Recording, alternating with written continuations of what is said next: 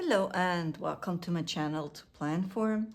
Today I want to show you something I discovered recently, and it's another fun way to use my inks.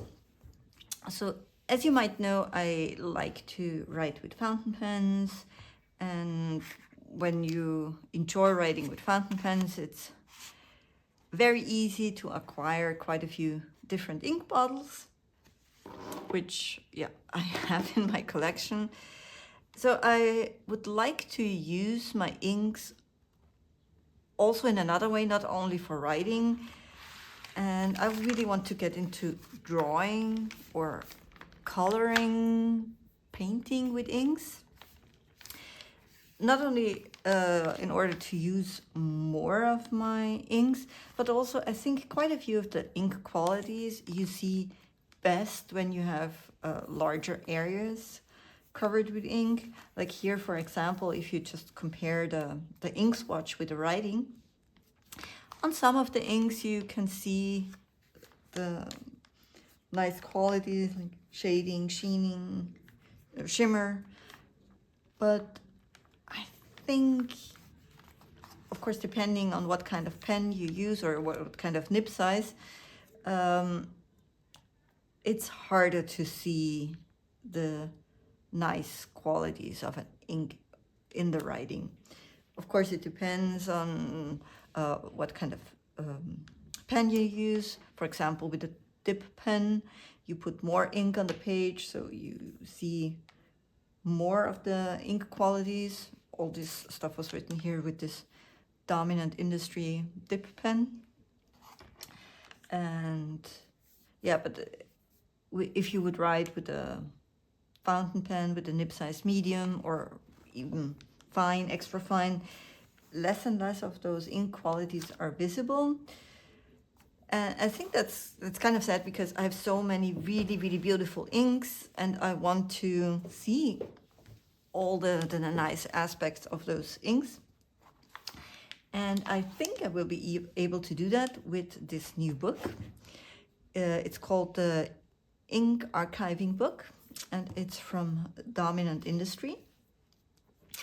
I think it's a little bit smaller than A5. Yeah, so that's an A5. You see it's a bit smaller, but it's rather thick. It's a hardcover book, so it feels very sturdy, nice quality. And it's basically a book with illustrations you can use for your ink swatches. The book is divided into 3 sections. In section 1, you have illustrations on both sides. Then in section 2, you have illustrations only on one side and blank page in between. And in the 3rd section, you have just pages like that for more standard or regular ink swatch, keeping your ink archive, or just like the collection of all the inks you have. And I think it might be good just to go through the book so you can look for yourself if you like the illustrations or not, if that's your style. I personally think they're very beautiful, beautifully done, extremely detailed,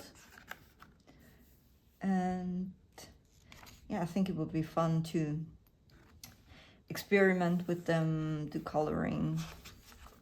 So let's just go through it. So the general theme of this book is Atlantis. So it's all illustrations around this topic, mostly sea animals, plants, but also objects from the lost city. Like here, it seems like a parlor underwater, overgrown with sea plants, fish swimming around.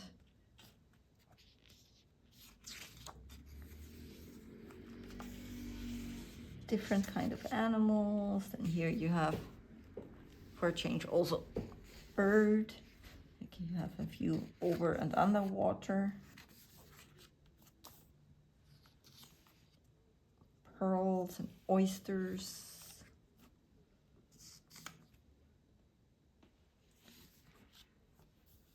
Dolphins. And yeah, again, buildings from the sunken city. This is every single illustration is done with so much attention to detail, which is very nice if you use them for your first, or for me it will be the first coloring experiments with ink. So it should be fun. Mermaids, of course. We always need mermaids.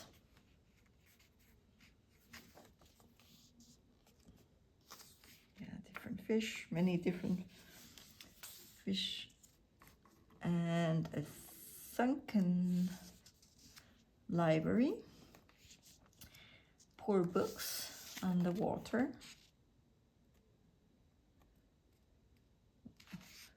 Even if you look here, like the book that it's open, again, you have even in the book a fish and I think that's a lamp. So very, very detailed, everything here.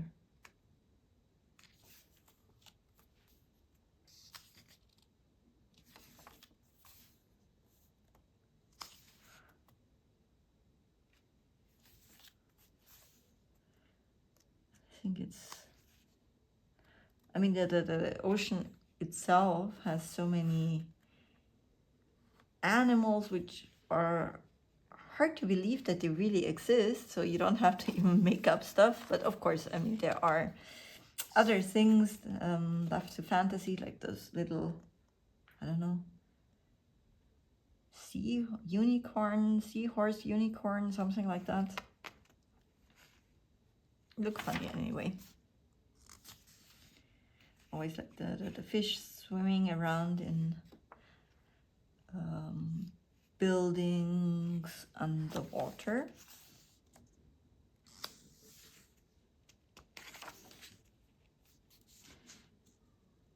And at some point, those illustrations start to repeat.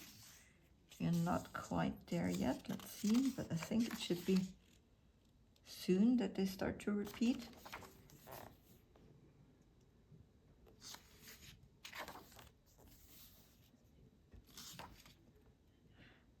Yeah, but for me it's really a nice mix of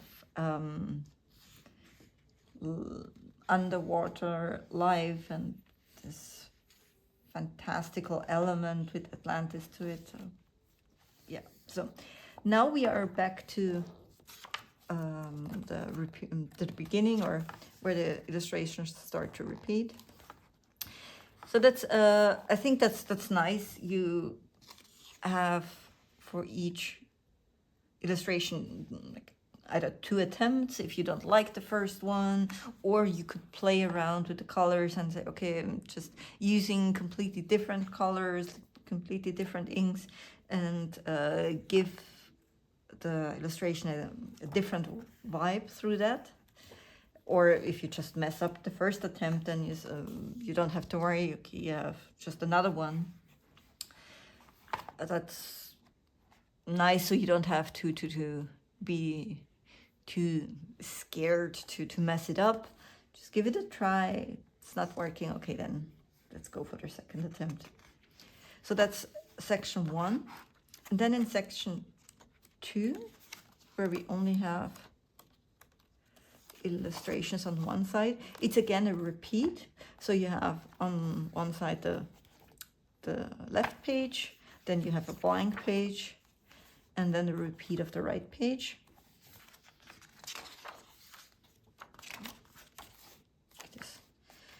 Yeah, so we don't have to go through all of them again slowly because you already saw the illustrations. And then at the end, this more standard ink swatch section where you can maybe just have a regular log of all the inks you own, currently inked, whatever you want to do with that. What I think is it's nice is this having here also the illustration only on one side, because first of all, this coloring the illustrations be fun, but then also I can imagine here creating a made-up like travel journal, my travel to Atlantis and what I saw. So you can write on the one page and maybe describe the things illustrated on the other page, what you saw, what you experienced.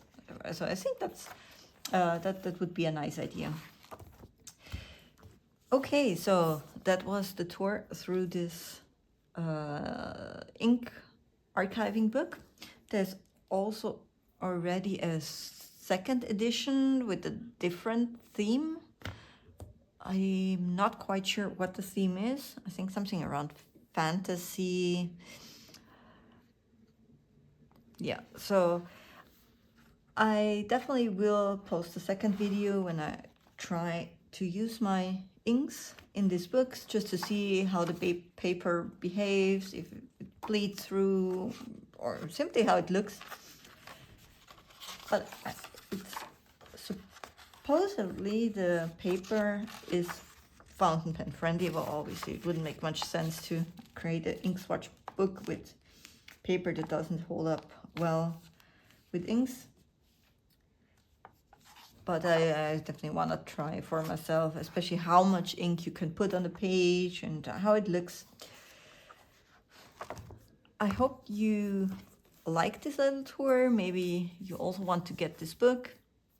It's not that cheap. It's depending on where you order it. For me, it was, I think, around 30 euros. So yeah, it's quite pricey, but very sturdy, well-made book. Great illustrations, a lot of pages, so I think it's worth the money if the paper holds up well with ink. But I will keep you posted on that. Okay, then I hope we see each other again with my next video. Bye!